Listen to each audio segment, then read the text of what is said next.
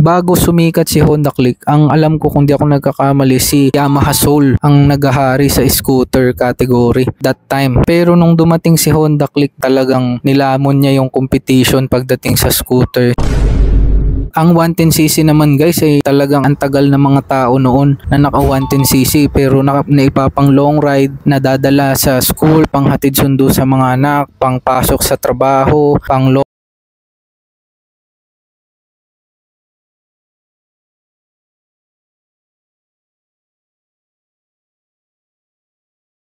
Welcome back sa Paring Charles at for today's video ang ikukumpara naman natin ay itong Honda Navi 2025 at ang Honda Click 125. So disclaimer lang guys bago kayo mag-react sa ating comment section kung bakit natin pagkukumparahin si Honda Navi versus Honda Click magkalayo sila ng price point, magkaiba sila ng displacement. For the viewers lang ito guys dahil alam ko pinagpipilian nyo rin ito Honda Click na 125 at syempre si Honda Navi. Pero that doesn't mean na sinasabi ko sa video na comparable si Navi talaga na ka-level niya si Honda Click 125. Syempre sa price point pa lang guys, unang-una si Honda Click ang alam ko around 70 to 80,000 plus pesos. Si Honda Navi napakalayo guys, 55,000 plus lang or almost 60. Disclaimer lang bago kayo mag-violent reaction na naman sa comments natin. So yun lang. So di na natin tatalakayin ng super detailed ng sobra yung mga specs nila dahil alam kong familiar na kayo. So magpo-focus tayo doon sa talagang mga points na pwede nyo makonsider kung bibili pa lang kayo ng motor or planning kayo dito sa dalawang ito kung ito yung pinagpipilian nyo. Simulan na natin.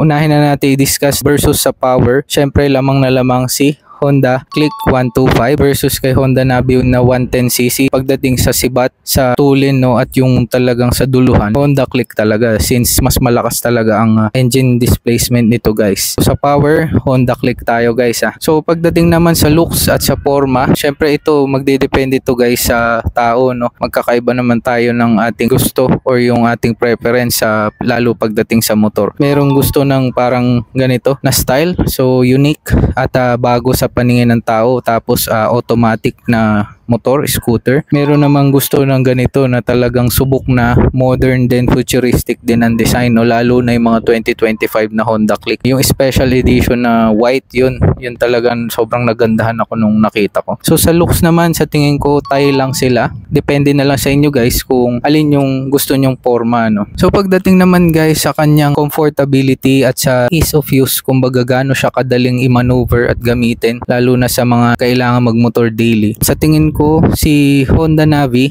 pwede siya sa beginner talaga, pero si Honda Click is pwede rin sa beginner. So yun, explain ko sa inyo guys. So pagdating sa seat height guys, si Navi 762, si Honda Click 769mm. So konting-konti lang ang difference. Para sa akin, opinion ko, kung sino mas madaling gamitin lalo na for beginner, I think dito pa rin ako kay Honda Click dahil dito sa may gulay board. Pag kasi nagmumotor kayo, lalo na pag nagpa-practice kayo, parang personal opinion ko lang yun, parang mas madaling mag-aral kapag malawak yung space mo dito, nakakaapak ka dito sa may gulay board sa harapan. Unlike kapag ganito dito sa kay Honda Navi, walang apakan. So dito ka lang talaga sa left and right na foot peg. So yun, personal opinion ko lang yun guys pero pwedeng sa inyo, mas madali sa inyo yung ganitong style kaysa yung may gulay board So sa ease of use naman, tsaka sa pag-maneuver sa daily rides natin, pareho lang sila na napakadaling gamitin. Pero consider nyo rin yung taas ng mga motor dahil yung gulong kasi ni Honda Navi guys is 12 inches sa harap at 10 inches sa likod. So considerably lower yung size ng tire ni Navi compared mo dito kay Honda Click na 14 inches. So kung medyo naiilang kayo sa mas mataas ng konti na motor sa 14 inches, so go for Navi kung talagang gusto nyo ng medyo mas mababa yung position nyo. Ngayon pagdating naman sa kanyang riding position, pareho namang upright pareho namang very comfortable kahit sa long drive. So sa tingin ko match na match lang sila doon. Pag ginamit naman natin sila sa mga pagliko-liko or sa mga pagmaneuver natin lalo na sa traffic, pareho naman silang very nimble at talagang lalo na kay Honda Click, subok ko na to. Hindi ka mapapahiya dito, hindi ka mabibitin sa parehong motor, no. Pagdating naman sa paglo-long ride guys, no, so syempre alam ko naman yung maraming riders talaga mahilig mag long ride, or talagang yung iba is kailangan nila ng motor na maaasahan pang long ride since malayo talaga yung magiging biyahe nila, no. Kung kino-consider nyo yun, I think dun tayo mag-base muna sa kanyang cooling system. Si Honda Navi is naka air cooled, and then si Honda Click naman is liquid cooled na guys. So ibig sabihin may coolant na to, mas maganda yung kanyang cooling system, no, syempre compared mo sa air cooled. And then sa long ride, syempre i-consider din natin yung gas consumption at yung gas tank capacity. Ang gas tank capacity kasi nito guys ni Honda Navi is 3.5 liters. Dito naman kay Honda Click, kung hindi ako nagkakamali, is more than 5 liters, no. So i-double check nyo na lang din sa website ni Honda. At pagdating naman, no, syempre sa gas consumption, wala nang pagtatalunan pa, talagang si Honda Click pa rin ang panalong-panalo dito guys, dahil naka fuel injected na ito, at si Honda Navi naman is naka carburetor. Pagdating rin sa kanyang mga technology guys, syempre mas advanced naman si Honda Click dahil naka digital panel na ito guys. Tapos sa mga ilaw naman, naka LED na rin. Ang alam ko lahat ng ilaw nito LED na compared kay Honda Navi na naka halogen pa. At ayun pa, i-discuss rin natin yung pagdating naman sa braking system nila.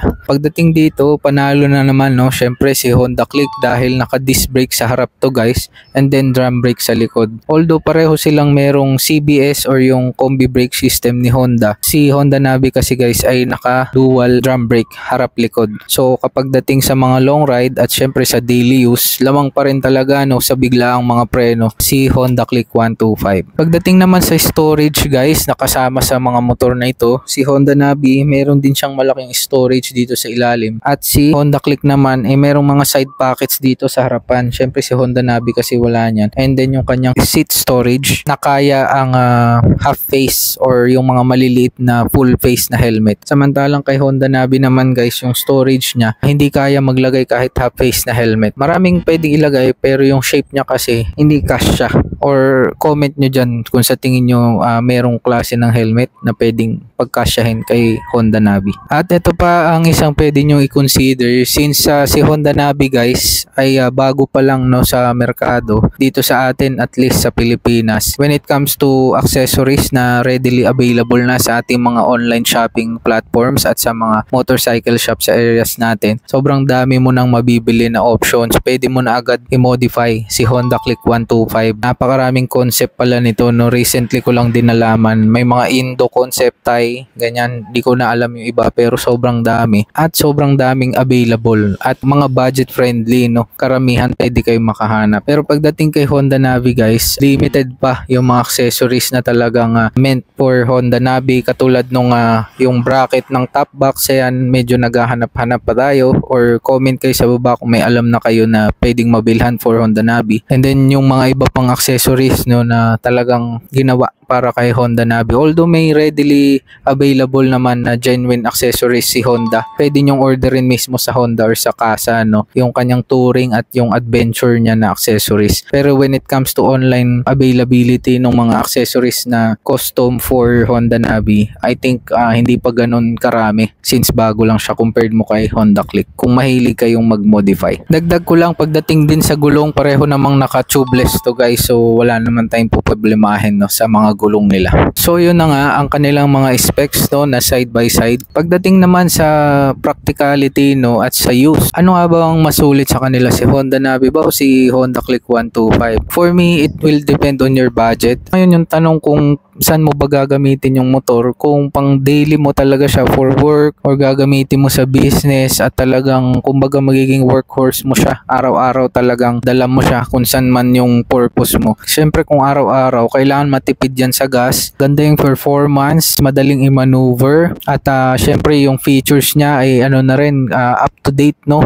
Mayroon ka ng mga digital panel, ganyan, ayos yung mga braking system mo, siyempre araw-araw importante yan. At lalo na kung naglo-long ride ka pa, so I think kung yun ang purpose mo na talagang daily at gusto mo na talagang sulit na sulit yung pera na ibabayad mo, is I think mas personal opinion ko, mas naglilin ako kay Honda Click, no, kung pagdating sa practicality. Pero ang panglaban naman ni Honda Navi guys, kaya talagang patok na patok ito ngayon at maraming gustong bumili, ay is yung kanyang price point, no, at naka brand new ka na Honda na motor. Hindi ito second hand, makukuha mo sa 55,000, ay brand new talaga na Honda motorcycle. Ito naman is para sa mga beginner, I think, at sa mga galing na sa mga ibang motor, may experience na or galing sa higher cc na motor, pero gusto ng pang daily na pang errands, ganyan, pang hatid sundo sa school, pamalengke, at from time to time madaling bilhan ng mga upgrades, since hindi ganun kalaki yung ginastos mo unang-una sa pagbili ng motor. Pag naglabasan na yung mga accessories nito, medyo mas marami ka pang budget na pwedeng mai-alat para kay Honda Navi para ma-upgrade mo pa siya ng ma-upgrade, since nakamura ka mismo sa motor pa lang. Ngayon, pagdating naman sa tanong ng mga tao na kung kaya ba mag-daily nito, halimbawa food delivery or yung mga angkas or anything na talagang workhorse din, no, talagang pang business at talagang araw-araw rat-rat sa kalsada, technically guys ay kaya. Kung sa kaya lang is kaya, pero kasi ang video natin is nakukumpara siya kay Honda Click, talagang hindi siya mananalo, no, sa tingin ko lang kapag dating sa side by side na specs, dahil unang-una syempre mas mahal to, mas marami tong angat sa specs talaga. Pero para sa akin naman, bibili ka nito dahil gusto mo yung looks, gusto mo ng first bike mo, or gusto mo ng for fun or pang daily mo, daily errands mo. Ang 110cc naman guys ay talagang ang tagal ng mga tao noon na naka 110cc pero naipapang long ride, na dadala sa school, pang hatid sundo sa mga anak, pang pasok sa trabaho, pang long ride kahit naka air cooled. So para sa akin, it will depend na lang sa inyo, no, kung kaya ng budget, no, na at gusto nyo na talagang matagalan, hindi kayo makakaramdam ng bitin sa power, or lagi kayo may OBR, no, syempre isang factor din yun, mag Honda Click kayo guys. Yun lang ang personal opinion ko, since talagang yung price to performance ratio kay Honda Click 125 is talagang on another level. Naalala ko pa nung time na yun, 2020, katulad nyo rin ako, nagre-research maghapon magdamag sa iba't ibang motor na available, lalo na sa budget ko that time. Bago sumikat si Honda Click, ang alam ko kung di ako nagkakamali, si Yamaha Soul ang naghahari sa scooter category that time.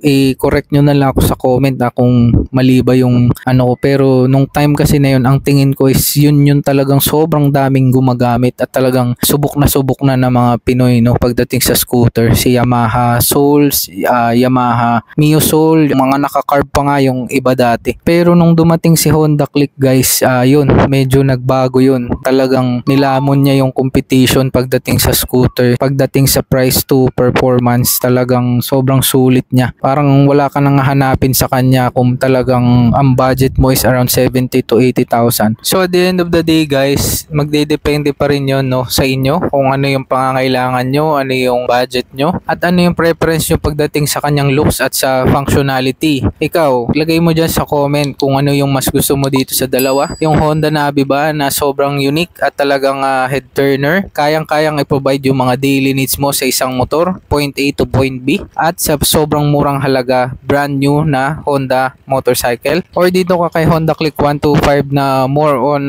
price to performance ratio talaga ang binabayaran, at talagang pang matagalan na talaga na masasabi natin, no, more than enough power sa 125cc, liquid cooled, naka front disc brake, at talagang hindi ka mabibitin, no, hindi ka mapapahiya, panalo ka kay Honda Click. So abangan nyo pala guys yung ating next video, no, possibly Honda Click review after more than 5 years of use, no, kung sulit pa rin ba si Honda Click 125 kunin ngayong 2025. Medyo naluma na talaga to si Honda Click natin, at magkakaroon din ako ng upgrades dito sa Honda Click natin. Papalitan natin yung maraming accessories niya at saka yung mga upuan at marami pang iba guys. At kung sakaling may magustuhan kayo doon, maglalagay tayo ng link para makabili rin kayo, no, sa mga motor nyo. So yun lang guys, sana nagustuhan nyo yung video, at please be mindful guys, no, sa pag-iiwan ng comment, lalo na kung hindi siya makakatulong at medyo negative siya, no, sa ating community. Ayaw kong bumuo ng community na puro